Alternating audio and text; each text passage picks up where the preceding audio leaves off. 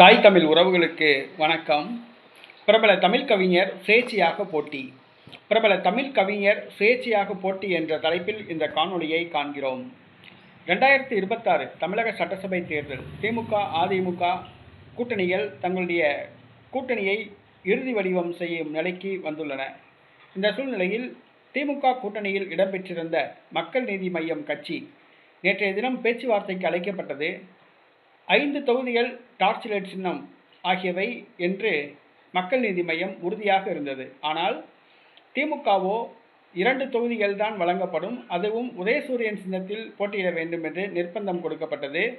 கமலஹாசன் கட்சியினருடன் ஆலோசித்துவிட்டு திமுகவின் வேண்டுகோளுக்கு அடிபணிய மறுத்தார்.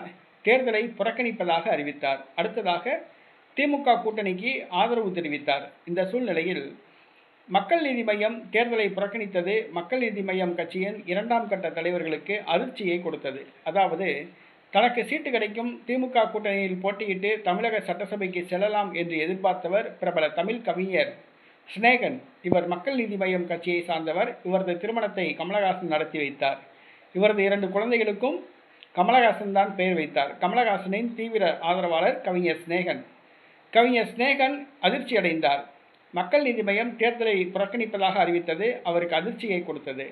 இவருடைய சொந்த தொகுதி திருவையாறு, தஞ்சாவூர் மாவட்டம் திருவையாறு. தஞ்சாவூர் மாவட்டம் திருவையாறுவில் உள்ள இவருடைய ஆதரவாளர்கள் சுயேட்சையாக போட்டியிடுமாறு கேட்டுக்கொண்டுள்ளனர். சுயேட்சையாக போட்டியிட வைத்தால் தாங்கள் வெற்றி பெற வைப்போம் என்று அவர்கள் உறுதி கூறுகின்றனர். ஆகவே கவிஞர் சிநேகன் தஞ்சாவூர் மாவட்டம் திருவையாறு தொகுதியில் சுயேட்சையாக போட்டியிடப் போவதாக செய்திகள் வருகின்றன. இது கமலஹாசனுக்கு அதிர்ச்சியை கொடுத்துள்ளது. மக்கள் நீதி மய்யத்திலிருந்து விலகி அவர் சுயேட்சையாக போட்டியிடப் போவதாக செய்திகள் வருகின்றன. இது கமலஹாசனுக்கு அதிர்ச்சியை கொடுத்துள்ளது.